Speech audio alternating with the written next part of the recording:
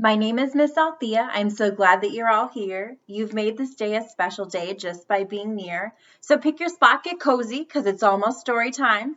Cecil and I are about to start, because that's the end of our rhyme.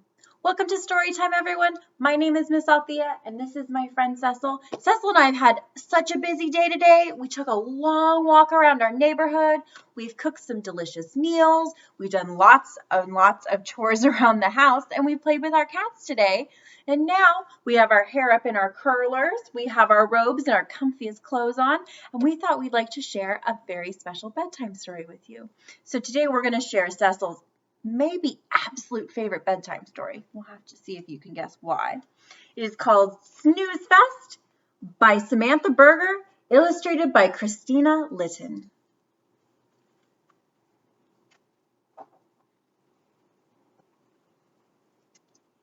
In the center of Snoozeville dwells the wee one, the sleepiest sloth, snuggle-furred Cuddlebun.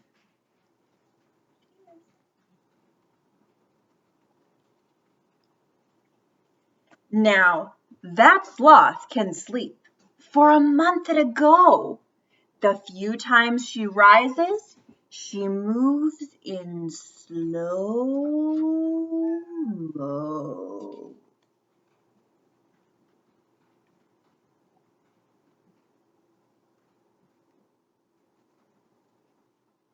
So slow. Well, there's only one thing that can disrupt her rest. The day has arrived when she goes to Snoozefest. This is the place where the best sleepers go to snore their way through this naptacular show. The bus picks her up right in front of her home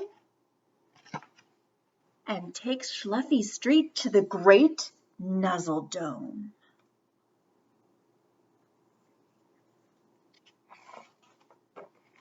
They punch her snooze ticket, and her hand gets a stamp.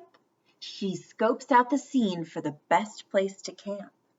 All the best sleepers in Snoozeville are there, like wildcats and wombats and koala bears, like brown bats and squirrels and giant armadillos, all of them holding blankets and pillows.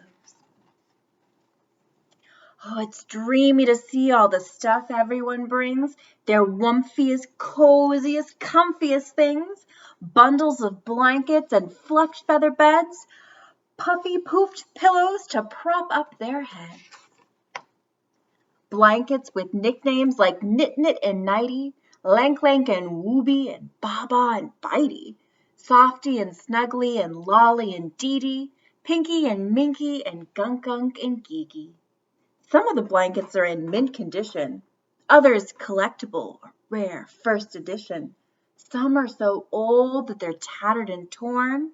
This sloth has had hers since the day she was born. While some choose a tent or a tree or a nest, oh, Snuggleford Cuddlebun likes hammocks the best. Inside of her fort she carves out a small nook and stashes her journal and best bedtime book. Once Snuggleford settled, she strolls through the stands for posters and t-shirts and swag from the bands. She buys milk and honey and takes it to go, crawls back to her spot just in time for the show.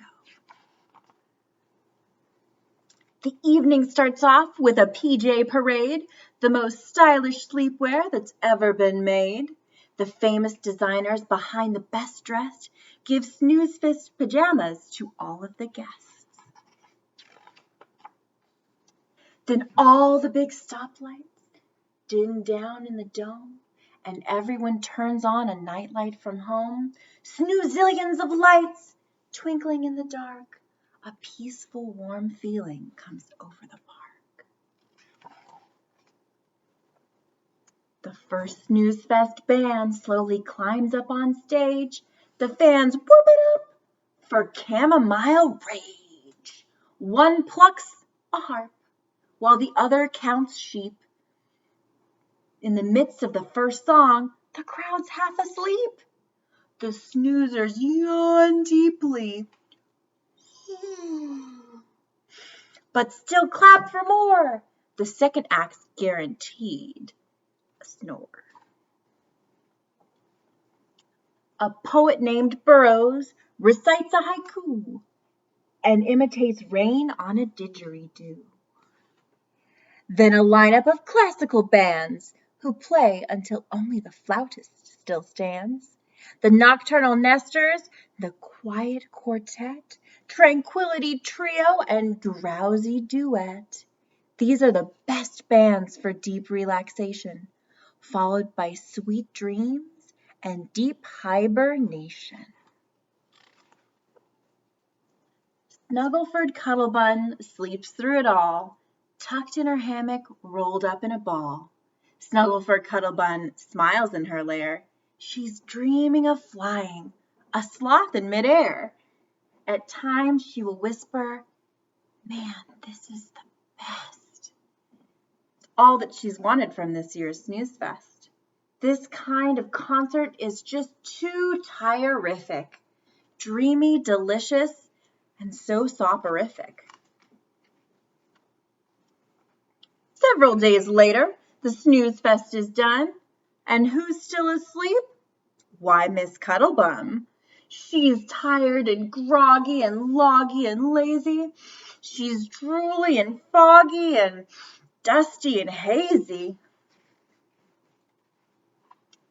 By now, even Snugglefur's had quite enough, so she picks up her trash and she packs up her stuff. The bus picks her up at the Great Nuzzle Dome and drops her back off right in front of her home. Snuggleford Cuttlebun climbs in her bed. She's conked out, exhausted, a sloth sleepy head.